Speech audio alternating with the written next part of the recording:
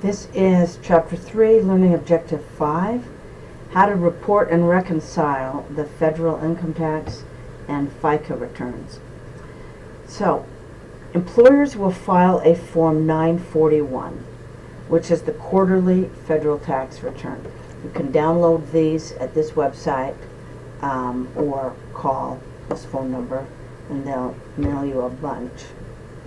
And these reports are different than the deposits. What we've been talking about so far is cash actually being withheld and deposited.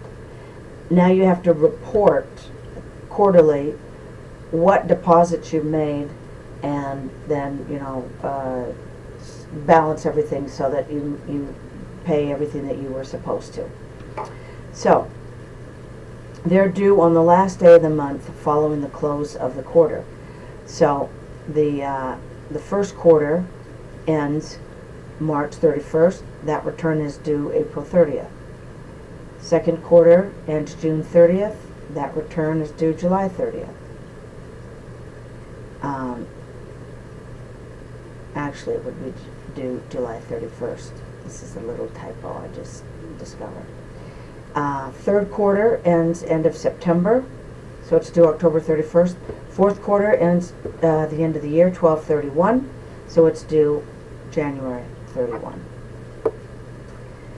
So if that falls on a weekend or a legal holiday, then you have to file the next business day. So you can make your deposit with your Form 941 if the taxes for the quarter are less than $2,500.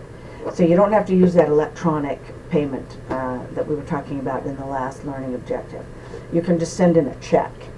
You use a 941V, which is a voucher, just a little coupon basically, that goes with your check, or you can pay by credit card.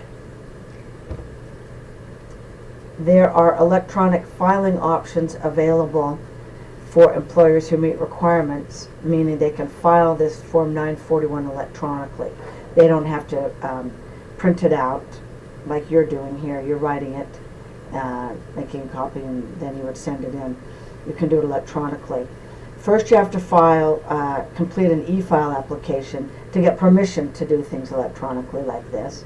And then you electronically submit your 941. Or you can apply for a personal identification number on the IRS website and then file electronically through a third-party transmitter.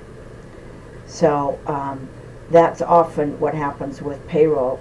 Companies will outsource their payroll, so they're not doing their payroll and they're not filing these forms, but Intuit, the maker of QuickBooks, they do a lot of this for their clients. So they will, using this PIN number, they will file the 941 for their clients. And I have a lot of clients that I use the Intuit payroll.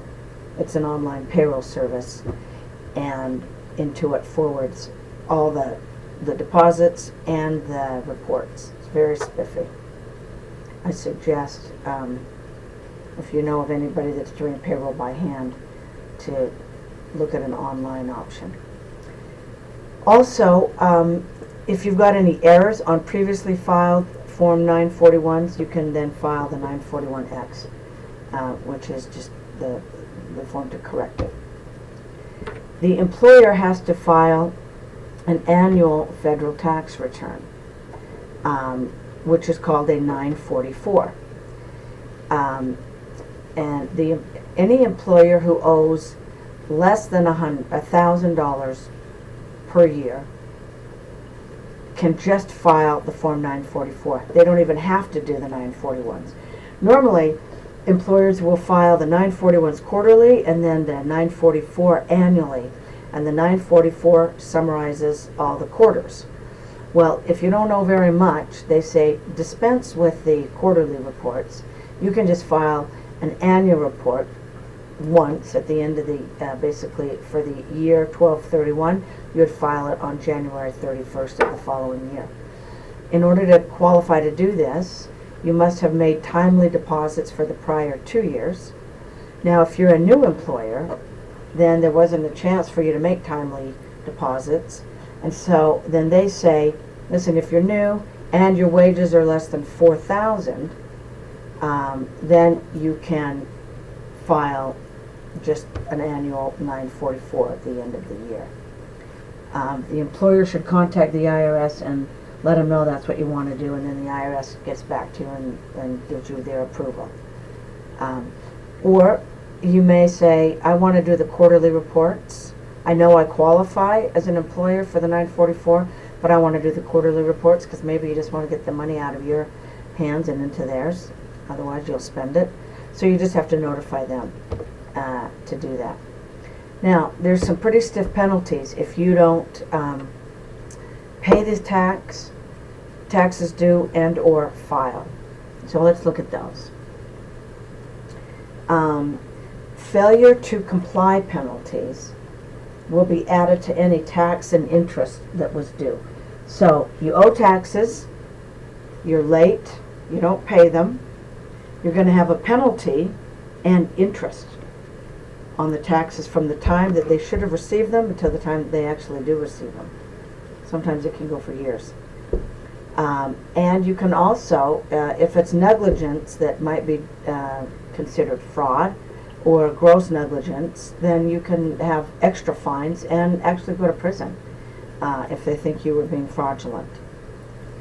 So interest is set quarterly based on the short-term Treasury bill rate. And the Treasury bill is what the United States Treasury is currently selling bonds for. So that changes quarterly.